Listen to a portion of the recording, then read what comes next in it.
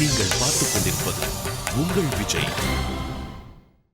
And Kamal sir பற்றி வந்து நிறையா தெரிஞ்சிக்காத விஷயங்களை வந்து இன்றைக்கி நாங்கள் தெரிஞ்சுக்கணும் அப்படின்னு ரொம்ப ஒரு ஃபேன்ஸாக ஆசைப்படுறோம். இதில் முதல் கேள்வியே வந்து, சார் நீங்கள் எவ்வளோ நேரம் தூங்குறீங்க? ஒரு டெய்லி ஆக்டிவிட்டி வித்தவுட் ஷூட்டிங்னா ஆக்சுவலாக என்ன பண்ணுவீங்க?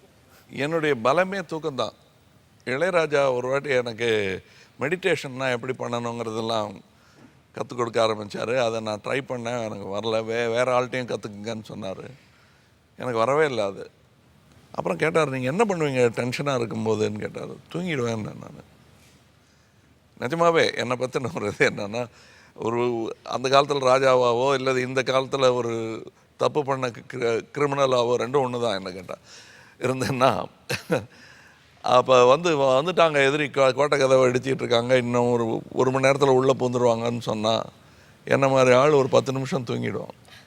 இன்ஃபேக்ட் இதுதான் வந்து விஸ்வரூபம் சமயத்தில் நீங்கள் செஞ்சீங்கன்னு சொல்லி ஒரு இன்டர்வியூவில் நான் கேட்ட கேள்விக்கு நீங்கள் பதில் சொன்னீங்க. இன்னமும் ஞாபகம் இருக்கு? ஆமாம்.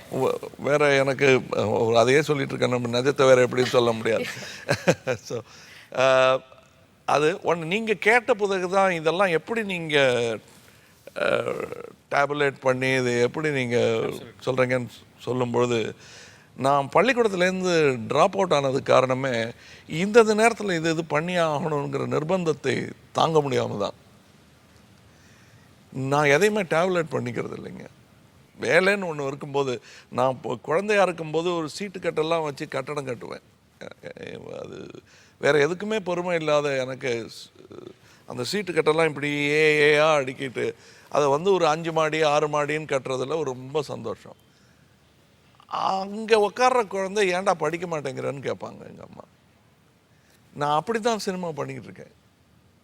அந்த 5 மாடி கட்டுறவரெல்லாம் பொறுமையாக இருப்பேன் நான். அது எப்படி டைம் ஒதுக்கினேன், எதுக்காக செஞ்சேங்கிறதெல்லாம் எனக்கு ஞாபகம் இல்லை. இன்னும் சொல்லப்போனால் இத்தனை வேலையை செய்யணுங்கிற ஆர்வத்தில் செய்கிறேனே தவிர, இத்தனை வேலை இருக்கிறது என்ற ஒரு சோர்விலோ அல்லது சுமையிலோ நான் செய்கிறது கிடையாது. அதான் அவர் ரஜினி சார் மேடையில் பேசும்போது என்னை பற்றி சொன்னார். அவர் இஷ்டப்பட்டு செய்கிறாரு, நான் கஷ்டப்பட்டு செய்கிறேன்னு சொன்னார். அந்த வித்தியாசம் தான். அவர் தன்னை குறைத்தோ என்னை கூட்டியோ சொல்லவில்லை, நிஜத்தை தான் சொல்லியிருக்காருன்னு நினைக்கிறேன். நான் கொஞ்சம் கஷ்டப்பட்டு பண்ணேன்னா பண்ண முடியாது.